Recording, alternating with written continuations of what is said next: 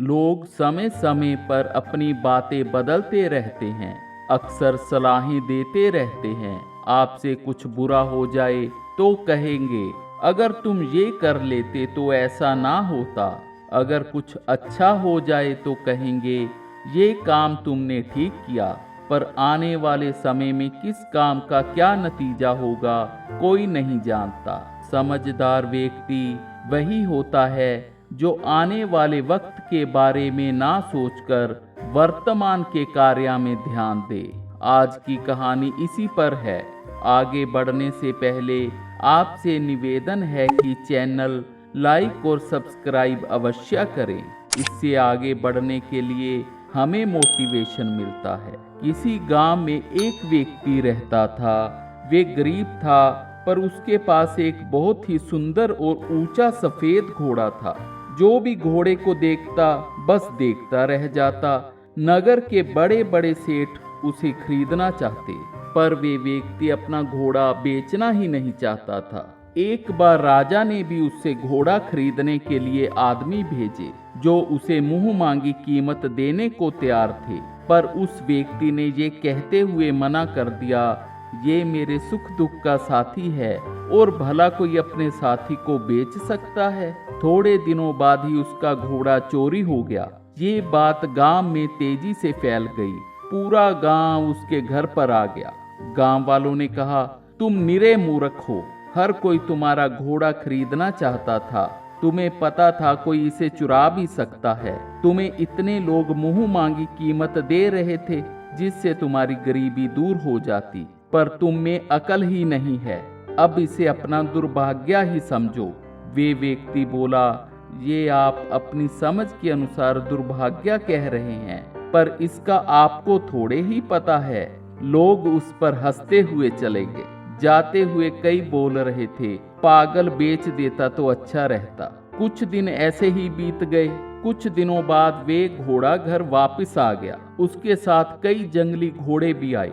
गांव के लोगों को जब पता चला, सारे फिर उसके घर आ गए और बोले, तुम सही थे, ये दुर्भाग्य नहीं बल्कि भाग्य था।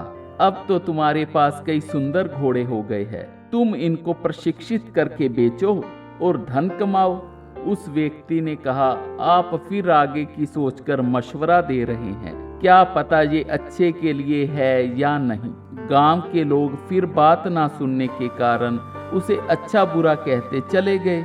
उस व्यक्ति के बेटे ने घोड़े को प्रशिक्षण देना शुरू किया, पर जंगली घोड़ों को प्रशिक्षण देना आसान नहीं था। एक घोड़े ने उसे गिरा दिया और व्यक्ति के बेटे की टांग टूट गई। गांव के लोग उसके बेटे का हालचाल पता करने फिर आ गए और बोले, आप सही थे, आगे का किसे पता होता है। जंगली घोड़ों को बेचना इतना आसान थोड़े है।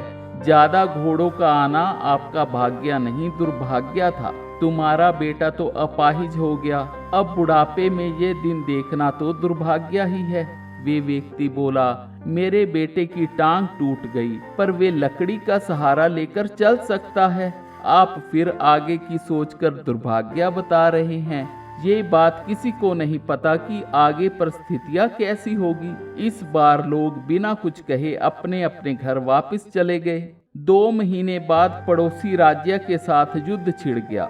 गांव के सभी युवकों को सेना में मजबूरन भर्ती होना पड़ा।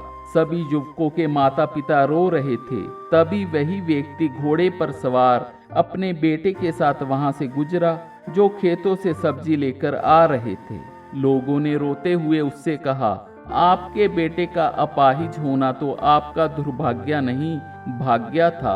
अब वे कम से कम आपके साथ तो है, पर हमारे बेटे पता नहीं युद्ध से वापस आएंगे या नहीं। उस व्यक्ति ने फिर से कहा, आप फिर आगे की सोच रहे हैं।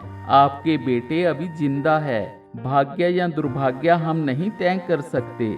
इस कहानी की तरह हर वक्त लोग अपना मशवरा देते रहते हैं, और जो लोगों की बातों की तरफ ध्यान देता है, वे इंसान हमेशा बातों के कारण दुविधा में रहता है और अपने जीवन में चिंता का जहर घोल लेता है। इसलिए कर्म करे, फल की इच्छा ना करे।